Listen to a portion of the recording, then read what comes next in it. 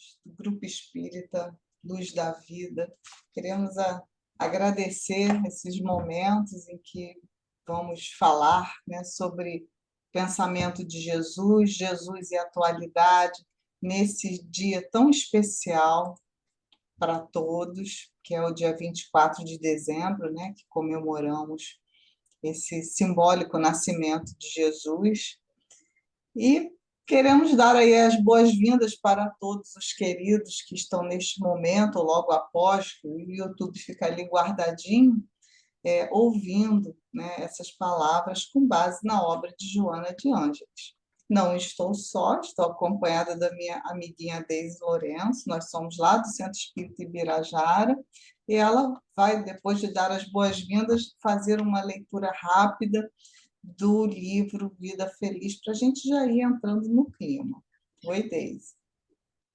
Oi, pessoal, uma alegria, de fato, a gente ter mais uma oportunidade de conversar sobre Jesus, porque nunca é demais, né? Não importa se estamos gravando agora, se vocês vão ver dia 24, se vocês vão ver qualquer dia. O importante é essa nossa conexão com todos esses ensinamentos que Jesus trouxe para a gente, porque quanto mais a gente reflete, mais a gente vê que ainda tem tanto a aprender e a apreender. Então, já que vamos conversar sobre algumas perspectivas de Jesus à luz do entendimento de Joana de Ângeles, né, no livro Jesus e Atualidade, nada melhor do que a gente começar, então, o nosso estudinho aqui com uma leitura do livro Vida Feliz, de Joana de Ângeles também, e que eu vou abrir ao acaso.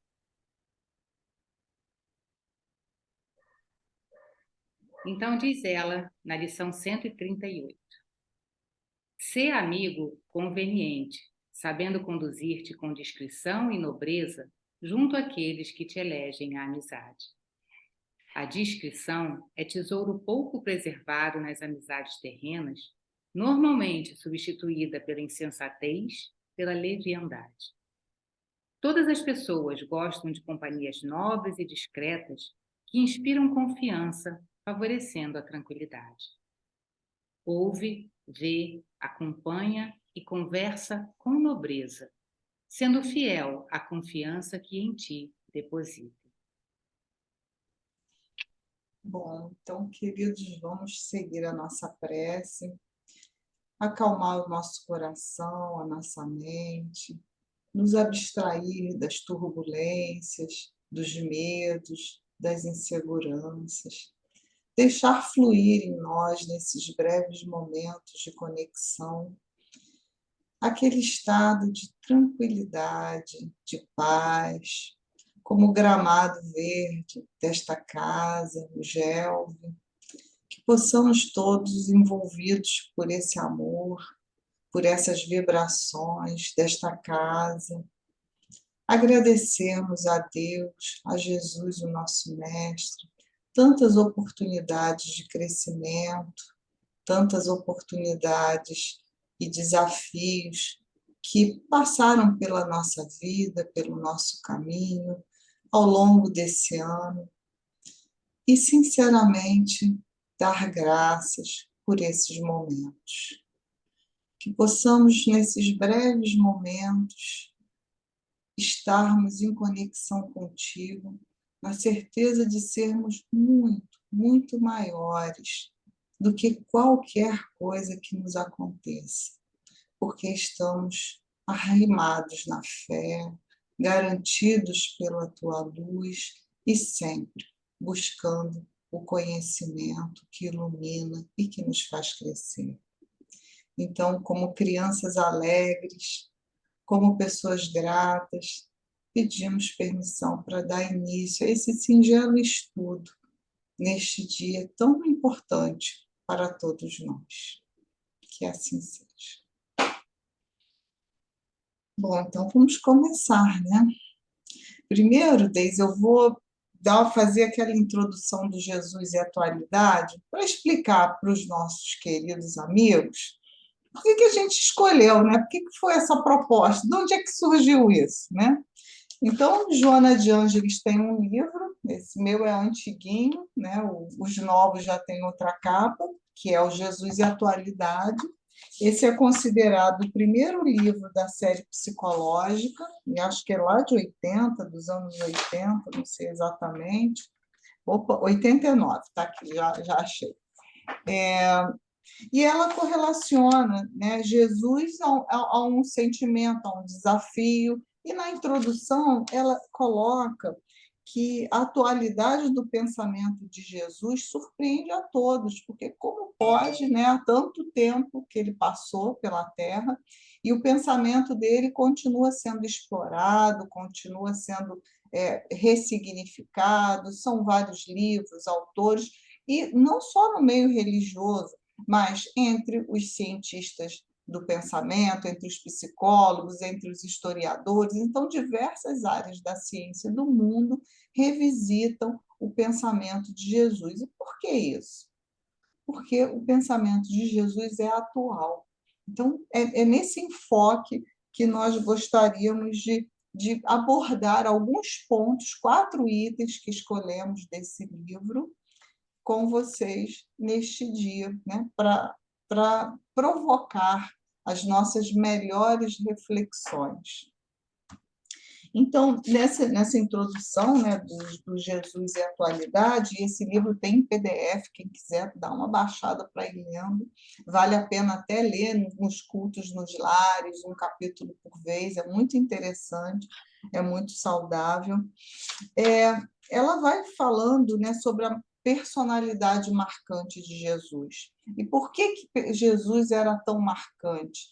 Porque Jesus não tinha a sombra, ele estava conciliado com ele mesmo, ele estava individuado, como coloca Jung. Ele estava num outro patamar, então ele conseguia se ver e nos ver com tanta propriedade e nos dá essa direção de seu caminho, a verdade e a vida. Deise, tem alguma coisa a acrescentar? Eu gosto sempre de lembrar que Jesus é esse ser completamente integrado, como você estava comentando. Mas uma coisa que normalmente a gente escorrega é a gente achar que ele sempre foi assim. A gente olha para Jesus e a gente diz assim: ah, não, porque se eu fosse como Jesus, eu conseguiria fazer as coisas que eu não faço porque eu sou um ser inferior. E, no entanto, a gente precisa lembrar que tanto Jesus como todos os outros exemplos que a gente tem de grandes espíritos já de luz passaram por esse trajeto que nós estamos percorrendo. Então, não é desculpa o fato de que não conseguimos realizar algumas coisas que supostamente até gostaríamos, porque não temos a luz de Jesus. Porque o que temos é o exemplo vivo dele, que mostra que é possível, sim, conquistar todos esses valores. E aí, dentro de alguns desses capítulos, né, Cláudia, que a gente até se propõe a explorar um pouquinho mais hoje, a gente vê que justamente esses valores morais, a gente realmente colocar dentro de nós essas propostas com firmeza, é o que de fato nos dá coragem para prosseguirmos melhorando sempre a ponto de chegarmos a essa realidade de Jesus. Não é prepotência, não é arrogância querermos ser iguais a Jesus. Nós seremos um dia, mais rápido ou menos rápido, de acordo com o nosso investimento e o nosso esforço. Mas nós seremos. Mas a questão é que, ao olhar, ao falar de Jesus, é, eu acho que está cada vez mais urgente que nós possamos trazer essa realidade de Jesus para uma possibilidade nossa. Porque senão é como, né, Joana sempre diz que a gente precisa descrucificar Jesus, porque a gente sempre coloca Jesus lá naquela cruz como tendo feito aquele sacrifício máximo, porque ele era o Filho de Deus e que aguentava aquilo tudo. E a gente precisa descrucificar esse Jesus e trazer para a nossa realidade. Então, tudo que ele falou era porque era possível que a gente fizesse. Então, os ensinamentos de Jesus, quando ele coloca, né, amar ao próximo, amar a Deus sobre todas as coisas, ao próximo como a ti mesmo, resumiu ali lei e profeta, a gente precisava mergulhar constantemente nessas palavras para entender que não é para a gente conseguir fazer isso quando formos espíritos evoluídos. Se ele já colocou isso para a gente naquele momento, é porque esse processo já poderia começar. Nós somos, sim, seres capazes de empreender muito mais do que a gente acredita e aí, consequentemente, vem empreendendo. Não acha, Cláudia? Muito legal, isso mesmo. E o que me chamou a atenção nessa introdução, que bate com isso que você está colocando, que é o ponto de partida, né?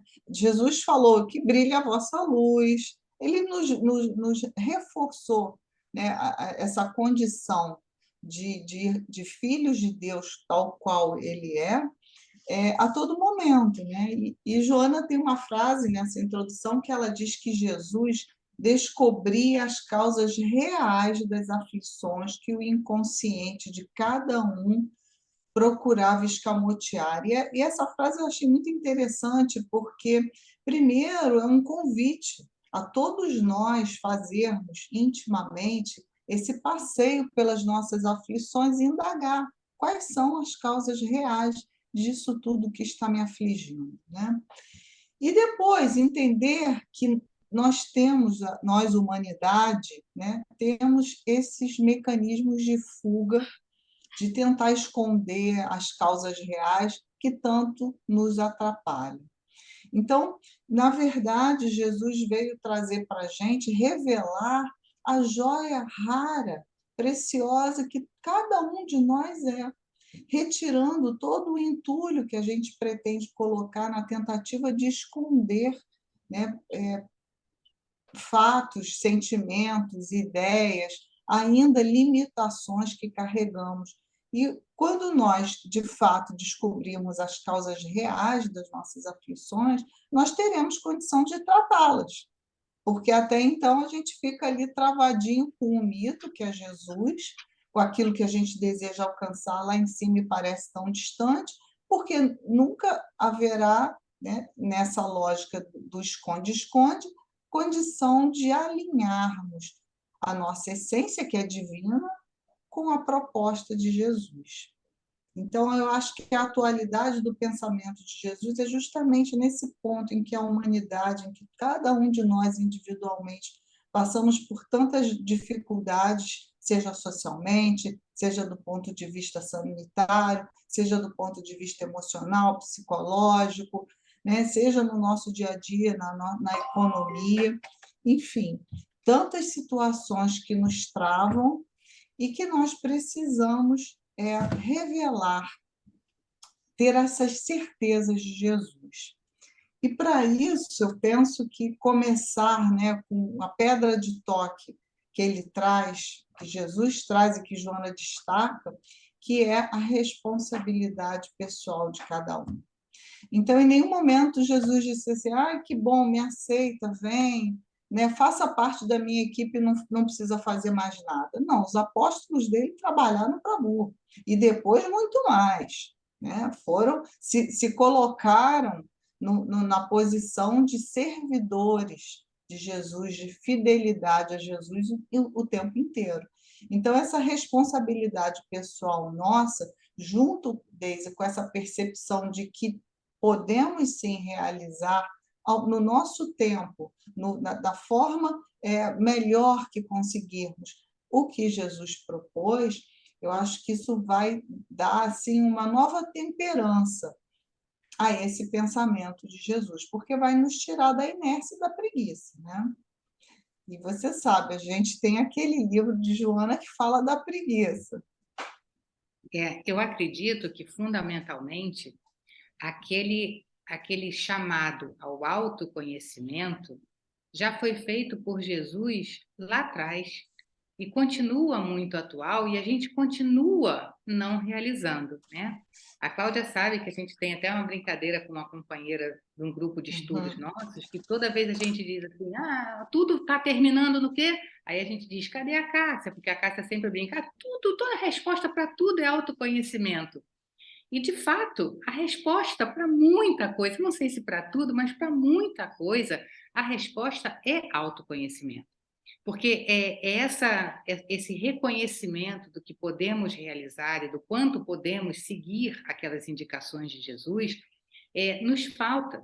Porque a gente se protege dentro de um pertencimento de um grupo, que se por um lado nos fortalece, por outro, nós somos individualidades. Então, eu sempre comento, né? Quando a gente diz assim, ah, não, porque eu sou um espírito orgulhoso, eu sou um espírito egoísta.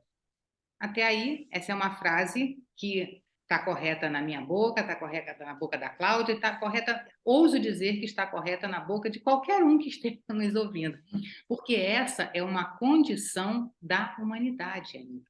Somos um planeta de expiações e prova, aí, né, na tentativa de nos regenerarmos. Então, essa condição de ainda termos orgulho, ainda termos egoísmo, nos une, faz parte de cada um de nós. Isso, companheiros, má notícia, não é autoconhecimento. Isso é um conhecimento do estado do grupo do planeta em que estamos, do qual fazemos parte. Autoconhecimento significa a gente poder identificar onde o meu orgulho está se manifestando. E o que eu tenho feito para amenizar os efeitos desse orgulho?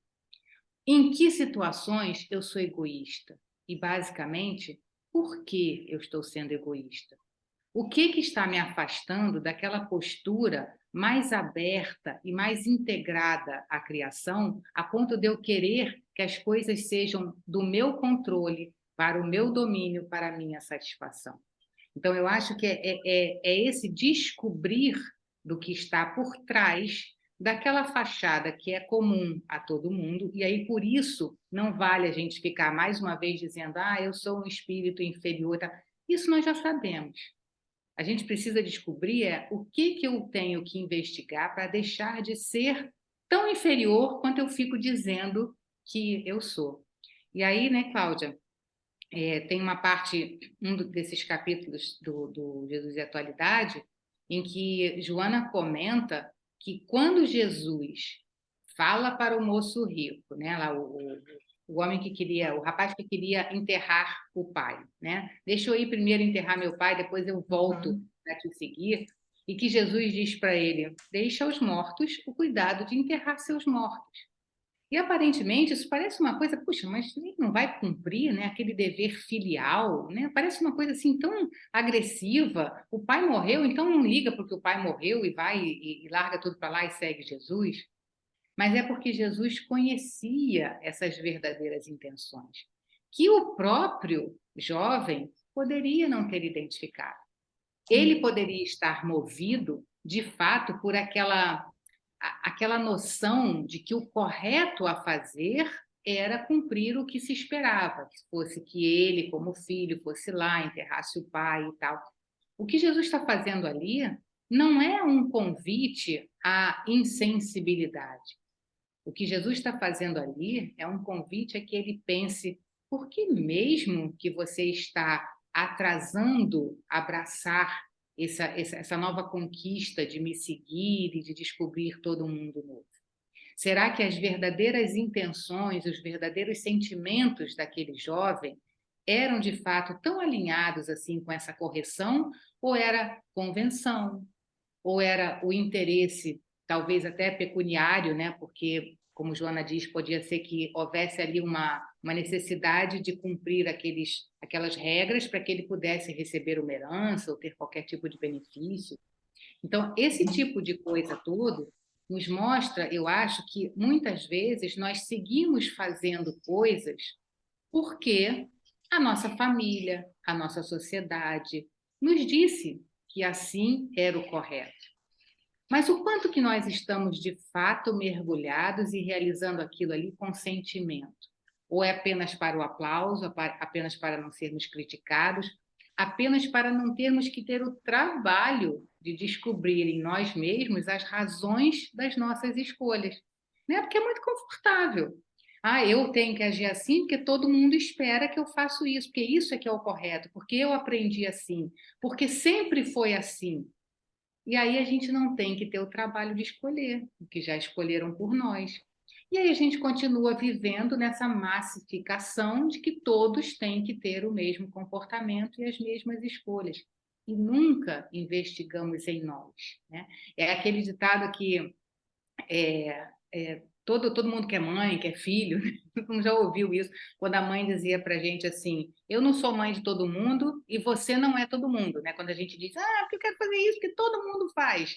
E a mãe, sabiamente, diz: eu não sou mãe de todo mundo, mostrando a responsabilidade dela em escolher, e você não é todo mundo. Então, assim, nós precisamos saber que nós não somos todo mundo. Nós somos uma individualidade que tem características semelhantes em muitas coisas, por isso somos um grupo, como dissemos, somos um grupo encarnados nesse planeta, mas temos particularidades. E é nessas particularidades que nós precisamos investir essa investigação. E para esse investimento, Deise, é preciso coragem, né? Por isso, nós escolhemos, não sei nem se foi por isso, né? Porque a conversa vai rolando, o caminho vai sendo traçado. Mas é necessária a coragem de Jesus, porque muitas vezes, né, nós vamos ser criticados, mal vistos, nós vamos ser tidos como inoportunos. E por quê? Porque a gente vai seguir uma trajetória, vai buscar seguir, vai se esforçar para seguir essa trajetória, né?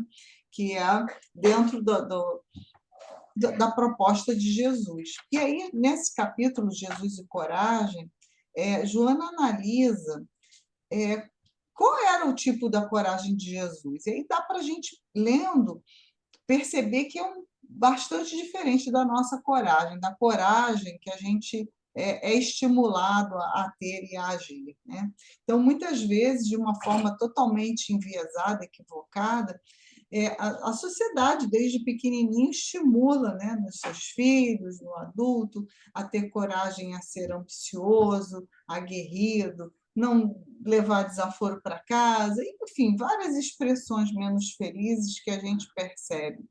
Quando a proposta de Jesus é a coragem de se autoanalisar. Então, no momento em que vem um desafio, uma provocação, algo que em nós não funcionou bem, a coragem de analisar o porquê que não funcionou bem, onde está ali o ponto que nos desequilibrou emocionalmente, onde nós devemos cultivar uma emoção positiva, ao invés de olhar a coisa toda negativa, complicada, difícil, não acreditar na melhora do outro, o outro nunca vai mudar, aquelas frases prontas que a gente só repete. Então, ter a coragem de quebrar esse paradigma, e foi essa a vida de Jesus, ele quebrou o paradigma, ele não negou quem ele era, né? No diálogo com Pilatos, ele deixa isso muito claro, ele disse, o meu reino, sou o rei, mas o meu reino não é deste mundo. Quem escuta a verdade vai me reconhecer, ele coloca lá, né, no finalzinho. E Pilatos fica atônito, meu Deus, mas ele não quer o meu lugar, ele não quer ser rei, ele, enfim, sem identificar bem de onde que ele vinha, né? Pilatos, claramente, pela sua posição versus insegurança, ele estava diante de alguém muito diferente daqueles que ele estava acostumado a lidar. E Jesus teve essa coragem, apesar de saber claramente quais seriam as consequências, né? Então, a coragem de Jesus é uma coragem que vem de certezas, é uma coragem que vem do autoconhecimento, que trabalha seus medos, suas dificuldades. Essa coragem vem da humildade, e essa coragem vem do desapego também, né? E aí tem a ver essa passagem que você trouxe, que está lá no Jesus e Decisão, em que o filho diz, eu vou lá enterrar meu pai e já volto. E ele disse, deixa o morto com os mortos. Você já percebeu outras coisas. Então, não é nesse sentido literal, mas é no sentido de qual é realmente a causa real dessa aflição que é ir lá enterrar o seu pai. Será que ela já não é um prenúncio do caminho que você está trilhando? Então, é esse trabalho de autoinvestigação o tempo inteiro, né? E até nessa parte do Jesus e decisão, ela tem uma frase, um convite para todos nós, que eu fiquei refletindo muito nessa frase. Ela diz o seguinte, é uma frase propositiva, para a gente parar e pensar. E ela diz, observa o que elegeste para a tua atual existência. Seguir a vida e vivê-la, ou acumular tesouros mortos para sepultá-los no ouvido. Desnuda-te interiormente e contempla-te. Então, esse tempo de contemplação, essa necessidade de olharmos para nós e vermos, será que nós não estamos dedicando tempo a coisas mortas? Será que nós não precisamos agora estabelecer como proposta o desapego, né, de atenção, de tempo, de aflição, de insegurança, a coisas que estão postas e que não serão relevantes, importantes para nós como espírito, né? E assim deixar aos mortos o que é dos mortos. Deixa esse rio passar, deixa esse tempo passar. Porque Jesus é, acima de tudo, revolução e renovação. Revolução porque é quebra de paradigma. A gente tem que parar, pensar e quebrar os nossos paradigmas, acabar com os hábitos que já não nos servem mais, né? Essa segunda natureza que a gente precisa de fato romper. E para isso não tem idade, não dá para não, ninguém vai poder dizer, ah, mas estou velho, ah, mas já acostumei, ah, mas já não mudo. Isso tudo joga fora, isso aí é para os mortos, né? Que a gente tem que realmente tirar de nós todas esses hábitos que funcionam como capas, né? Como empecilhos, obstáculos a essa renovação, a essa energia psíquica de renovação que a gente precisa trabalhar e colocar na vida, empreender.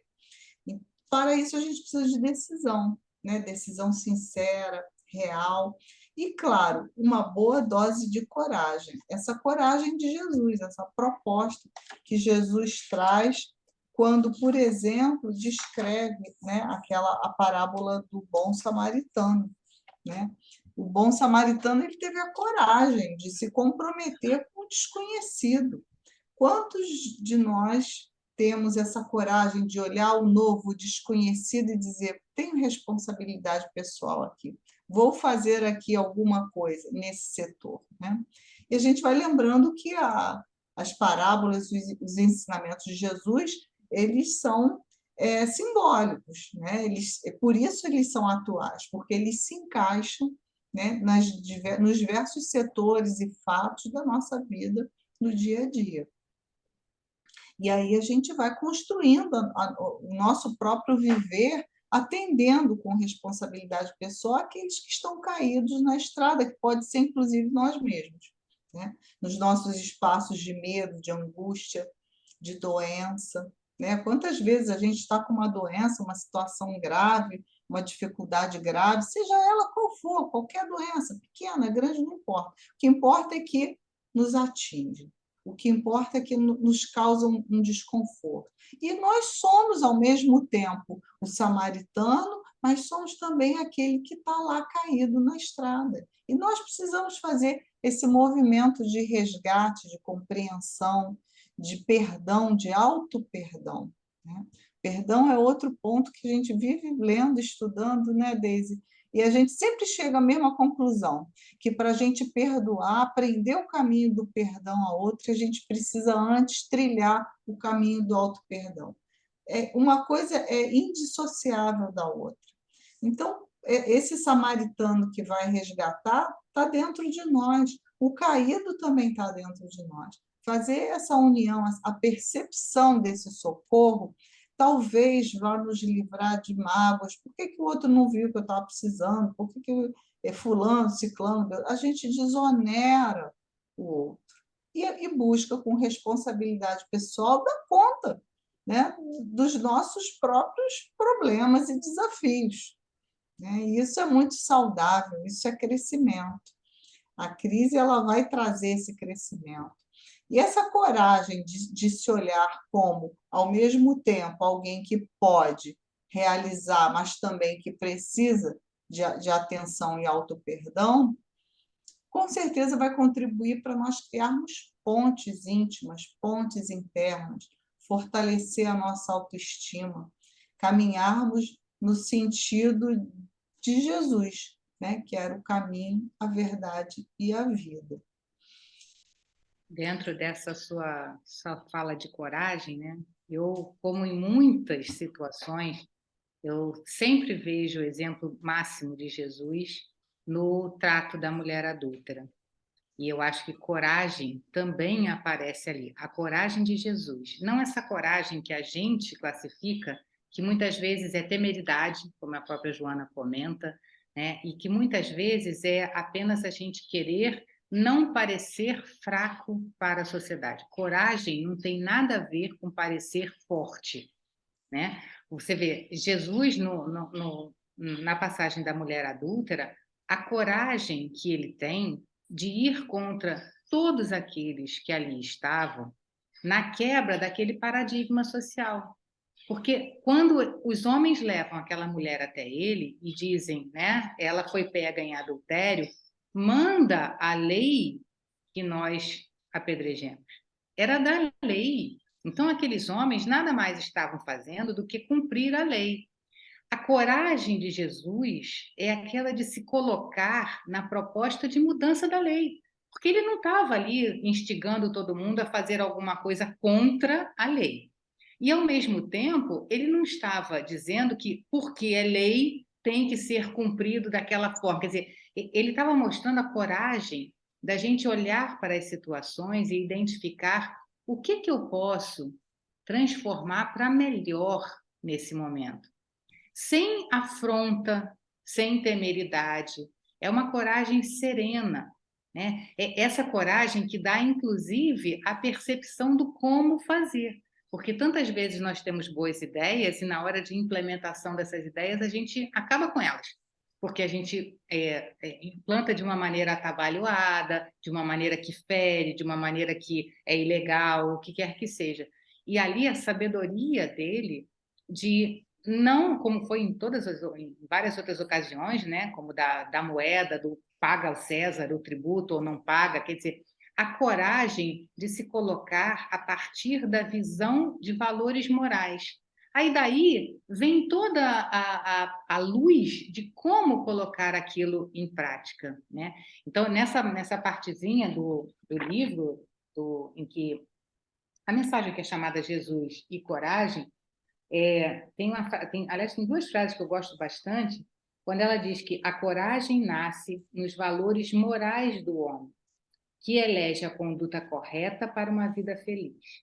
Então, a partir daí a gente já vê, porque a gente diz assim, ah, não, mas Jesus era corajoso, de novo, né? Porque ele era Jesus, porque ele tinha a luz, porque ele tinha o contato direto com Deus e tal.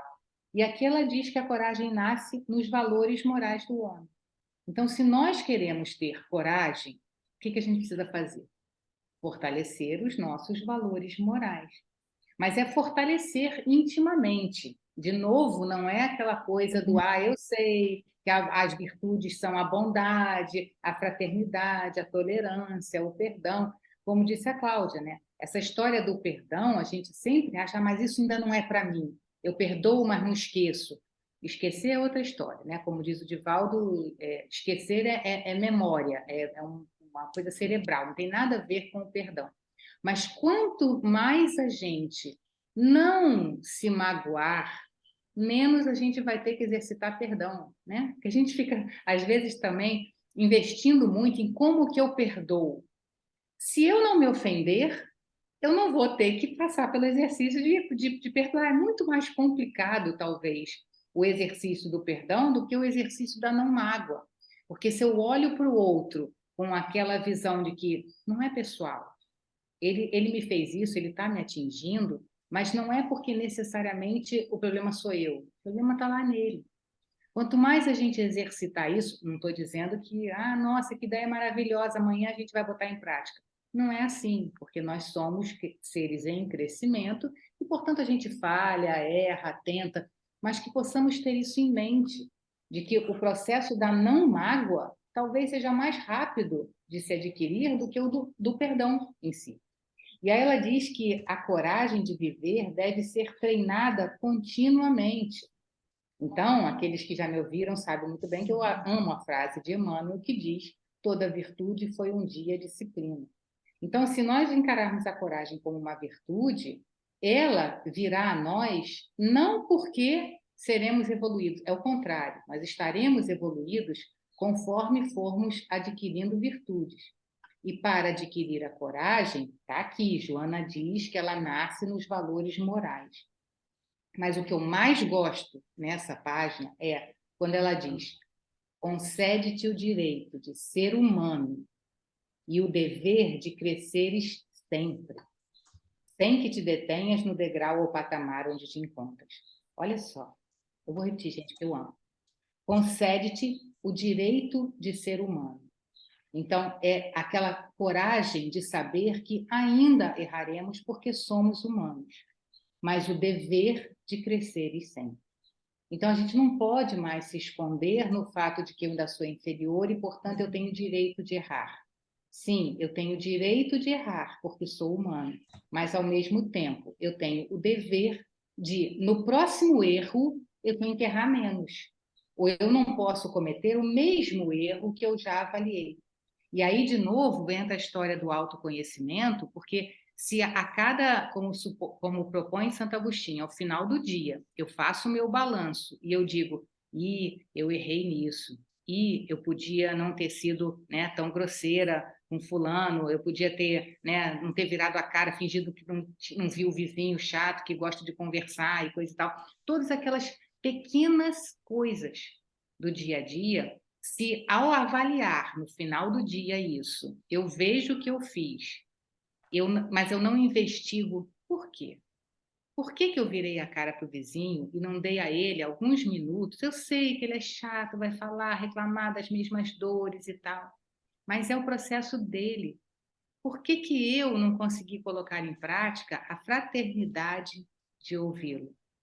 Essas têm que ser. A gente não tem que necessariamente ter as respostas, mas fazer essas perguntas é muito importante, porque elas ficam ali dentro de nós e no dia seguinte, quando eu encontrar aquele vizinho ou quando eu encontrar uma situação semelhante, aquela pergunta vai fazer com que eu, pelo menos, tenha a coragem de me mover em cima dos valores morais que eu elegi para a vida, sendo um deles a fraternidade. Então, agora, se eu não fizer isso, se no dia seguinte eu continuo virando a cara para aquela mesma situação, eu não estou crescendo. E aí eu estou me dando o direito de ser humano, mas não estou me dando o dever de crescer a cada solavanco, a cada crise. Então, isso é que eu acho que está embutido dentro dessa questão de autoconhecimento muito mais específica do que como eu comentei, a gente dizer, eu ainda não sou fraterno, eu ainda não sou virtuoso. E ainda nessa mensagem, né, Jesus e Coragem, eu gostei, me tocou uma frase de Joana que está um pouquinho antes dessas que são incríveis que você trouxe, que é o seguinte, por que que isso me tocou? Porque muitas vezes a gente tem dúvidas no caminho, né? Eu acho que a gente tem até mais dúvidas do que certezas. Se a gente conseguisse assim fazer todo dia marcar coluna da dúvida e coluna de certeza nas várias situações que a gente vive, né? O que que eu vou almoçar? O que que tem em casa? Como é que eu vou fazer? Desde a coisa mais básica até as decisões mais importantes. E se a gente fosse lá marcar quadradinho de dúvida ou certeza, talvez no final do dia o de certeza tivesse um ou nenhum, mas o da dúvida estava ali todo preenchido. Isso porque nós precisamos trabalhar todas essas virtudes ao mesmo tempo e elas nem sempre estão maduras em nós naquele exato momento que a gente gostaria ou precisava. E aí Joana traz essa frase no Jesus e Coragem, que é apoia-te nele. E ela coloca o nele, né, o ezinho do nele, maiúsculo, querendo dizer apoia-te em Jesus. Sob tribulação ou fora dela, busca Jesus. Em dúvida atroz ou perseguido, pensa em como ele agiria nessa situação e faze conforme te inspire a consciência reta. Então, ela convida a gente a fazer essa conexão com Jesus, mas buscar, né, na nossa consciência, onde estão escritas as leis de Deus, na nossa consciência reta, né? Então, não é aquela que escamoteia, que acomoda, que é preguiçosa, é naquela que tem que ser, né? É na consciência reta. Essa referência de certeza, já que nós temos ainda muitas e muitas dúvidas, medos. Será que vão me aceitar? Será que socialmente isso está certo? Né? Enfim, eu acho que apoiar-se em Jesus, buscar sob tribulação ou não Jesus, e isso é um trabalho de base que tem que ser feito. Muitas vezes percebemos, isso acontece conosco mesmo, né? Nas horas mais difíceis, os desafios maiores, a gente corre para o colo de Jesus. Mas, às vezes, quando está tudo bem, a gente deixa para ler aquele livro que a gente gostaria de ler, né? Que nos traz coisas boas, nos traz reflexões, num outro momento. Então, ter a noção de que buscar Jesus nos momentos bons da vida, positivos, calmos, é fundamental para construir esse alicerce, para a gente ter rapidamente essa base de volta, né? Mas não o Jesus que vai fazer as coisas melhorarem para a vida da gente como uma mágica, mas o apoio, porque a responsabilidade pessoal é nossa. Então, ele não vai prescindir em nós da nossa busca, da resolução das nossas aflições, pela busca dessa causa real de solução. Mas ele vai nos apoiar. Então, essa percepção, essa conexão, eu acho que é muito válida para as nossas reflexões. Né? E aí, seguindo adiante, a gente vai Cláudia, falar um pouquinho, fala. você falou dessa página aí, né, dessa frase, né, em que a gente tem que pensar como que ele agiria nessa situação, e a gente vê mais uma vez a atualidade, né, de toda a mensagem de Jesus, por que que a gente continua investindo em conversar sobre isso, né? Fico imaginando, nós estamos vivendo uma época em que a gente acha que essa época é tumultuada. Só que a época de Jesus também, as pessoas também achavam que era uma época tumultuada, né? Assim, aquela história que a gente sempre diz, né? Minha avó já dizia, nossa, o mundo está perdido. A gente continua dizendo que o mundo está perdido e até hoje o mundo não se perdeu, porque o mundo está só seguindo o seu caminho mesmo. Mas eu fico imaginando, né? Hoje nós estamos vivendo uma época de bastante dissensões, seja política, seja sanitária. A gente passou aí por essa pandemia, por essa situação política toda no país e tal, e a gente viu tantas pessoas se afastarem por terem opiniões diferentes, né? E aí Jesus era o ser que tinha as opiniões totalmente diferentes de todo mundo daquela época. E, no entanto, ele teve a coragem de se posicionar, mas, de novo, era um posicionamento amoroso, era um posicionamento compreensivo. Ele gostava de conviver com aquelas pessoas, isso eu acho muito curioso, né? A gente se afasta daquilo que não é de acordo com o que a gente quer. A gente se afasta daquele que não pensa como nós. A gente critica alguém que faz alguma coisa diferente do que a gente faria. E, no entanto, de novo, é o que diz a página. O que Jesus faria nesse momento? Quando a gente olha para o que ele fez foi tentar mostrar àquelas pessoas que, por maior que fosse o mandamento da lei de agredir, por mais que desse a todos o direito de fazer tal ou qual coisa, o que deveria uni-los ali era esse sentido de fraternidade, esse sentido de amor. Será que a gente tem feito isso, né? Ou a gente está bem longe dessa realidade? É. E aí, né, nessa linha, né, a gente vai também refletir sobre outro conceito que é tão diferente, o conceito do mundo e o conceito que Jesus traz, que é a honra. E aí depois a gente chega no amor, né?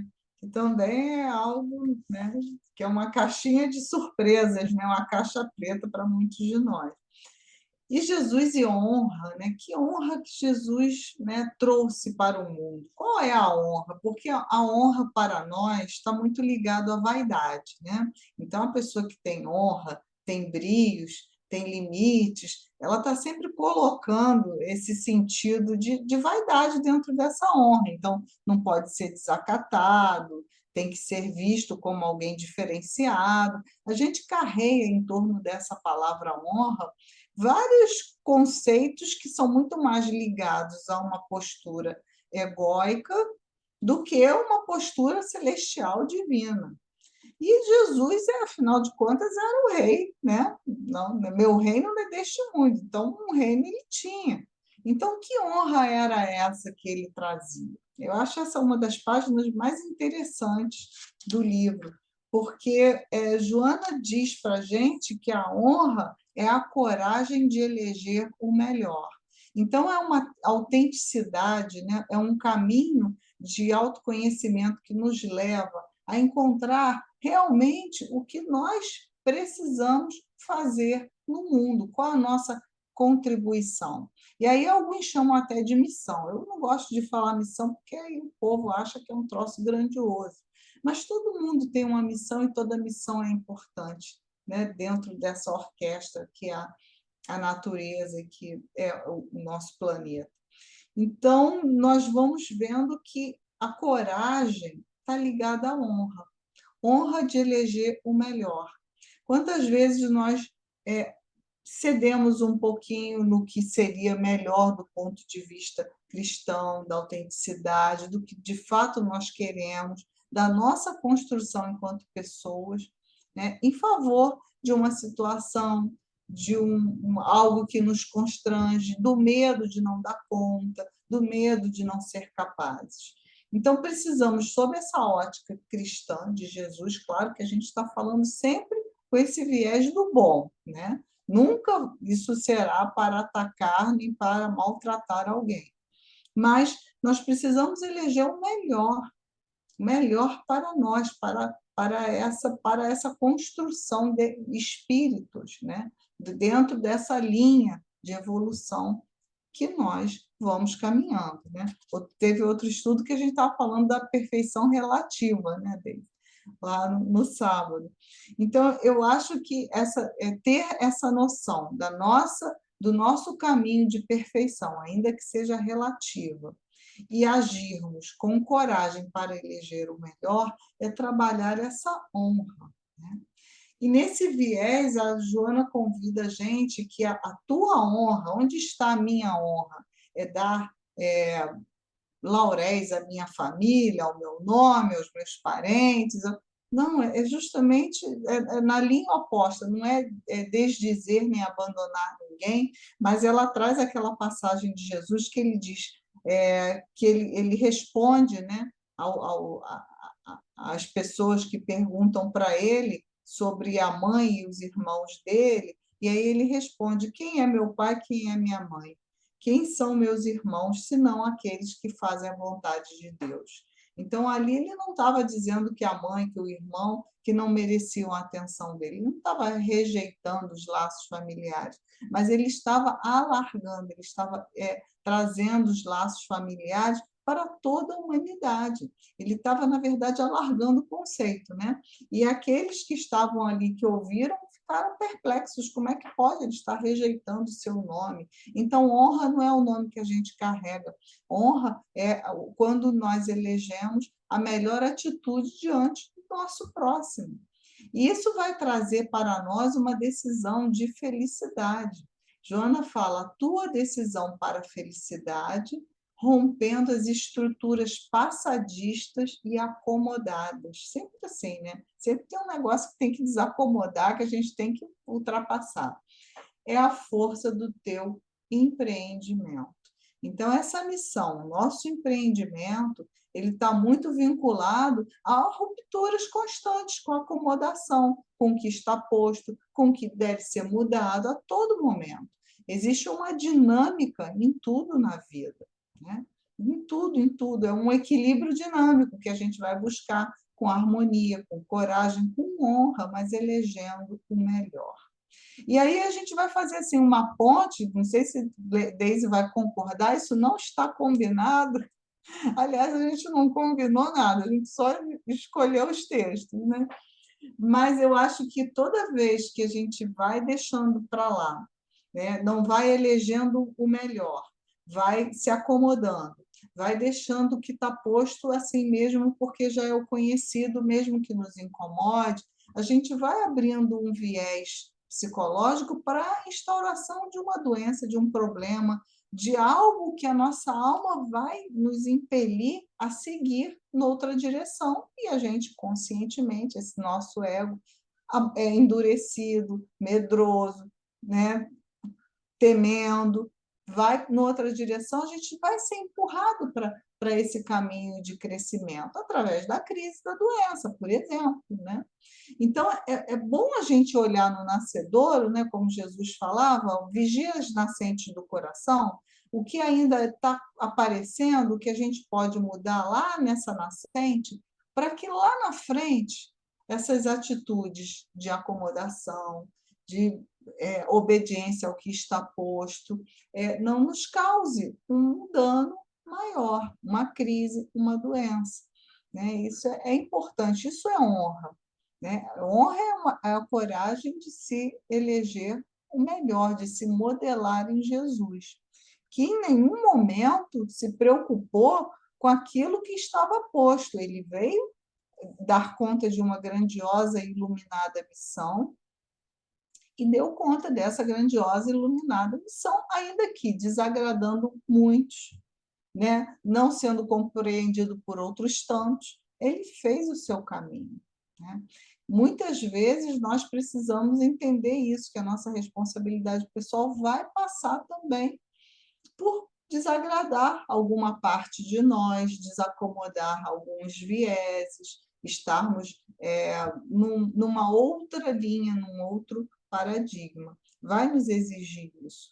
Isso é muito positivo, porque nós vamos ter essa tranquilidade, né, do dever cumprido. Isso é valioso, né? Isso E é não é só sensacional. E não é só tranquilidade, né? Eu acho que esse conceito de honra que ela traz, como sendo a coragem de eleger o melhor, vem muito ao encontro de um anseio que todo mundo diz que tem, que é de liberdade. A gente vive dizendo que a gente quer ser livre, que a gente está preso em deveres, em amarras da sociedade, coisa e tal. E, no entanto, essa coragem de eleger o melhor é a verdadeira liberdade. Porque sou eu sendo livre para escolher aquilo que a minha consciência reta indica que eu devo escolher. Na hora em que eu tenho esta liberdade, essa é a verdadeira liberdade, não é de fazer o que eu quero, é aquela liberdade de poder escolher o melhor.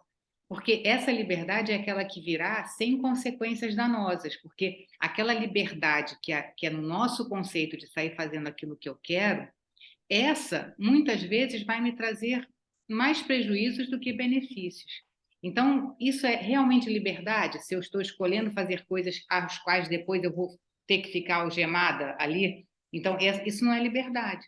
Agora, aquela liberdade que é a de honradamente seguir o caminho que a minha consciência está indicando, essa é que de fato só me trará benefícios e os benefícios serão cada vez maiores à medida em que eu mais saiba utilizar. É a questão do livre-arbítrio, né, que faz parte lá do básico da doutrina espírita. O livre-arbítrio vai se ampliando de acordo com o bom uso, de acordo com a responsabilidade que a gente tem daquela utilização. Né? Então, honra e liberdade, para mim, no fundo, elas conversam muito mais do que a gente costuma associar. Bem colocado. Não tinha pensado nessa ponte, mas é verdade, honra e liberdade. E aí a gente vai passando para o amor, né, Deise? Vamos falar do amor um pouquinho, né? Jesus e amor dessa página. Eu lendo essa página, não sei qual a tua opinião, mas eu tive a sensação que Jesus o amor não era um objetivo, não era um comportamento para Jesus.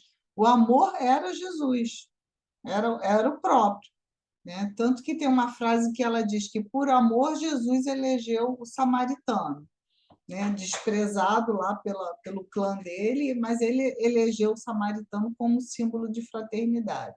Com amor, ele liberou a mulher equivocada, tirando-lhe o complexo de culpa que foi a passagem da mulher adúltera que você contou para nós rapidamente.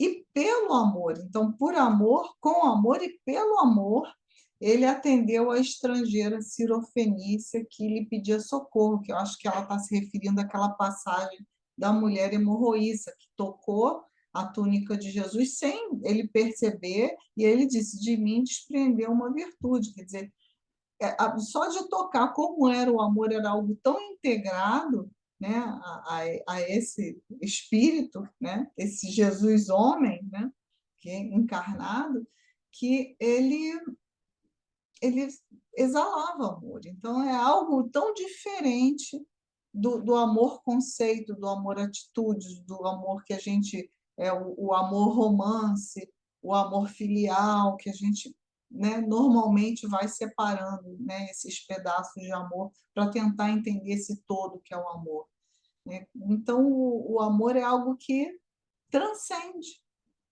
a pessoa, o comportamento, a mente, é algo que está posto no universo.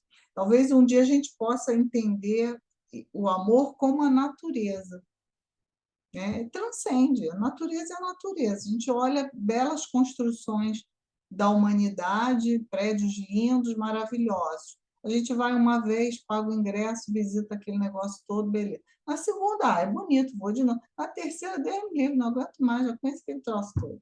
Mas quando que a gente cansa de olhar o mar? Quando que a gente cansa de olhar uma árvore, uma flor, né? Então, eu acho que o amor ele é algo semelhante à natureza, esse sentimento, esse conceitual de amor. Agora, a questão é como é que a gente aplica ele a nosso favor. Tem ideia? É, você sabe, né, Cláudia, eu tenho um conceito muito pessoal. Eu acho que amor é uma coisa que a gente fica buscando definições como se fosse uma coisa particular. E eu acho que amor é o conjunto de virtudes. Eu não acho que o amor vai ser um sentimento específico. Na minha Uhum. humilde visão, eu acho que nós conheceremos o verdadeiro amor na medida em que estivermos preenchidos por todas as virtudes. Por isso, eu acho que Jesus dizia que a lei e os profetas estão resumidos em amar a Deus sobre todas as coisas e ao próximo como a si mesmo. Ou seja, o que é amar ao próximo? Se o amor fosse essa coisa que a gente vai alcançar quando a gente tiver essa plenitude, ele não mandaria a gente fazer agora. Se ele manda eu amar agora, é porque eu tenho que praticar agora todas esse exercício de virtudes para com o próximo. O que eu tenho? O que é amar ao próximo? É tentar ser tolerante, é tentar ser bondoso, é tentar ser fraterno. Então, ou seja, é o conjunto de todas as virtudes que a gente fica discutindo no paralelo. Ou seja, essas virtudes são a estrutura que compõe a minha ascensão. E aí, nesse mesmo viés, quando ele diz amar a Deus, nossa, se a gente ainda não consegue nem amar a gente, para poder amar ao próximo, para chegar a amar a Deus, o que é esse amar a Deus? Será que é só de fato, né? A gente já sabe que não é. Essa coisa da reverência, do culto, da oração específica. Deus não precisa nem que a gente ore, né? A gente sempre fala isso. A gente ora, a prece é porque nós precisamos da prece, não Deus. Deus tudo sabe. Então, ele não Uhum. precisaria nem que a gente se dirigisse a ele para que ele. E eu não consigo ver também que Deus tem aquela postura do tipo: eu sei o que você precisa, mas você tem que ser humilde e fazer a prece para poder me dizer o que você quer. Para mim, não casa, né? Essa imagem de Deus querendo que eu. A prece é porque eu preciso verbalizar aquilo que eu estou descobrindo em mim. Eu preciso me integrar. Eu sempre faço a comparação nessa história da prece, né? De que é como se a gente estivesse acessando a internet. A internet está aqui, ao redor de mim. Se eu não estiver com um aparelho que me faça conectar, ela continuará sendo ela. Eu é que não terei o benefício, se eu não me conectar, de poder usufruir de tudo que ela oferece. Então, essa história do amar a Deus, eu não preciso amar a Deus porque Deus está esperando o meu amor e aí por isso eu vou ser, como é que se chama? Eu vou receber as medalhas e os louros porque eu estou conseguindo amar a Deus. E é por isso que nesta mensagem, Cláudia, do Jesus e Amor, que você está mencionando, o segundo parágrafo, quando Joana diz toda a sua vida, se referindo a Jesus, né? Toda a sua vida se desenvolveu num plano de integração profunda com a consciência divina, conservando a individualidade em um perfeito equilíbrio psicofísico. Então, para mim, aqui é a grande chave. Eu saberei que estou trabalhando o amor a Deus, por exemplo, quando eu estiver desenvolvendo um plano de profunda integração com a consciência divina. O que é esse plano de integração com a consciência divina? O que é se integrar à consciência divina? E para mim é o amor à natureza, o cuidado com a natureza, porque faz parte da criação divina, é a integração com o outro, no que eu preciso desenvolver, no que eu posso ser útil, na utilização dos talentos que eu tenho no benefício desta criação. Nós somos co-criadores, não somos? Está lá? Na doutrina espírita não diz que nós somos co-criadores? O que eu tenho feito dos meus talentos? Porque a gente sempre reconhece as nossas falhas. Mas quando que a gente vai ver o que a gente já conquistou e colocar isso a benefício da humanidade, a benefício dos ambientes onde nós estamos? A gente precisa ter consciência de que se eu tenho um talento e eu não pratico o autoconhecimento para identificar esse talento, aplico a coragem de utilizá-lo, eu estarei sendo aquele servo que recebeu um talento e por medo, por falta de coragem, por falta de honra, que é a coragem de eleger o melhor, ou seja, de colocar o meu talento em prática. Se eu não fizer isso, eu estarei sendo aquele que escondeu o seu talento. Então, participar de todo esse movimento, entender em última instância o significado existencial, isso é estar, para mim, estar integrado a essa consciência divina. Só que ela diz, conservando a individualidade em um perfeito equilíbrio psicofísico. Então, é eu saber que eu tenho um significado existencial a ser preenchido, que é meu, que me pertence, que é o uso do meu talento, que é o trabalhar as virtudes que eu preciso conquistar. É o dever de ser cada dia melhor. Isso, para mim, é estar vibrando amor. Então, já encaminhando para o final, vou só destacar uma frase da introdução, que eu acho que fecha bem isso tudo, você já até mencionou um pouquinho lá no início, que Joana diz assim: a atualidade necessita urgentemente de Jesus descrucificado, companheiro e terapeuta em atendimento de emergência, a fim de evitar-lhe a queda no abismo. Então, nós precisamos visualizar Jesus como o grande terapeuta que vai nos ajudar nos nossos momentos íntimos de reflexão, de prece, de conexão, de meditação. E aí nós vamos colocar em prática, né?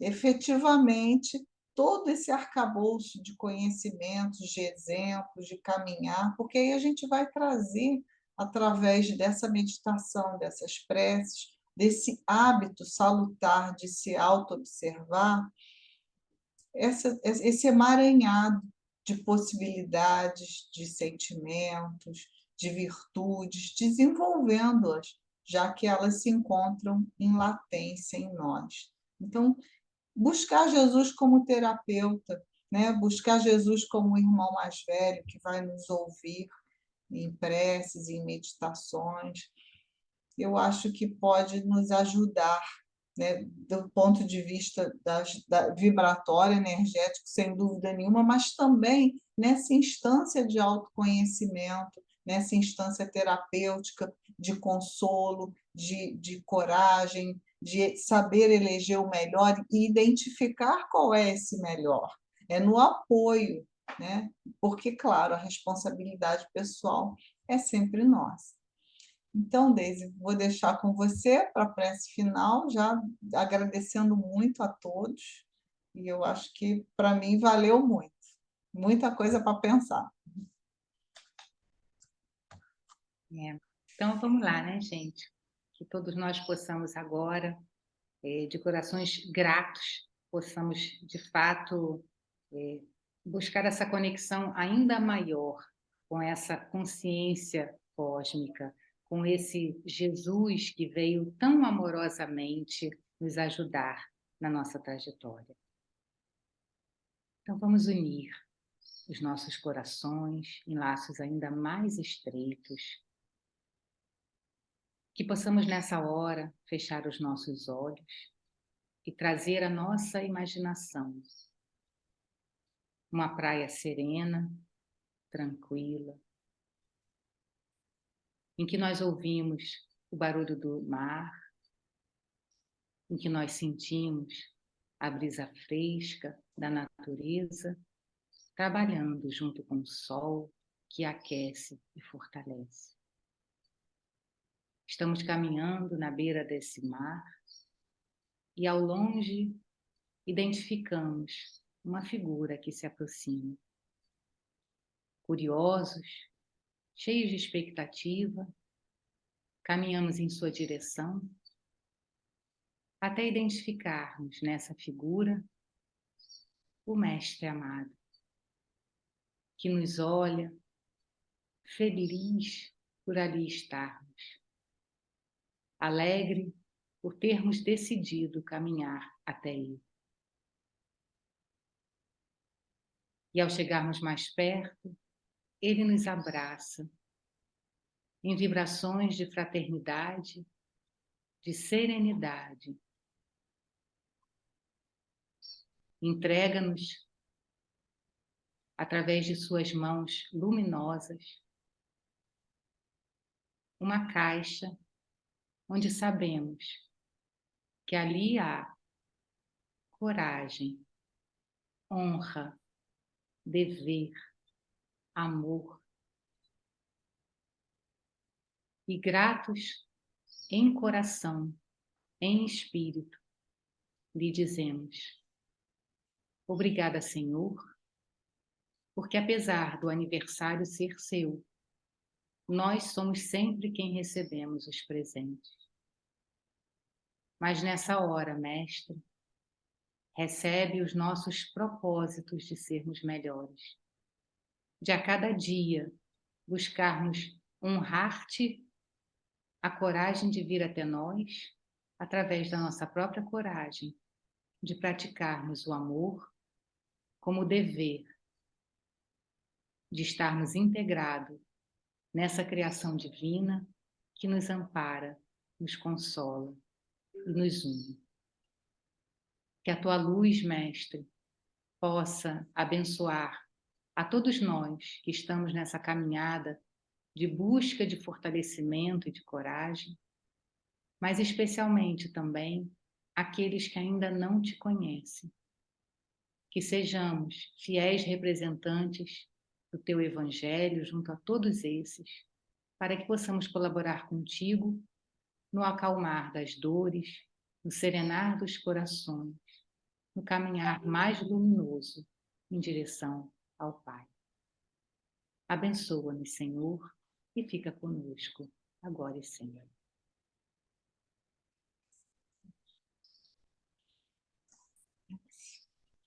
Que lindo! Feliz Natal! Natal! Feliz Natal todo dia para todos nós, né? Que o menino nasça e renasça quantas vezes for necessário no nosso coração. Obrigada a todos.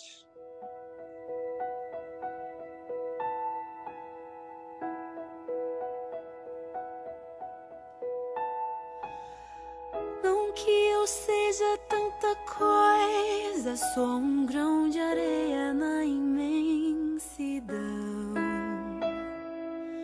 Mas cabe quase o mundo inteiro no meu peito. Carrego todas as memórias, todos os sabores que daqui provei. Levo comigo os abraços que ganhei. Mas se tiver que definir em uma só palavra, resumir a minha história numa só canção, se dessa vida eu levasse um só nome, Ele é Cristo. Tudo que eu vivi, todos os amores, terras que pisei, amigos que ganhei, não nada é melhor, não nada me falta, eu encontrei meu Cristo. Tudo que eu vivi, todos os castelos, tudo que eu cansei, tudo que eu nem sei, nada é melhor, não quero mais nada.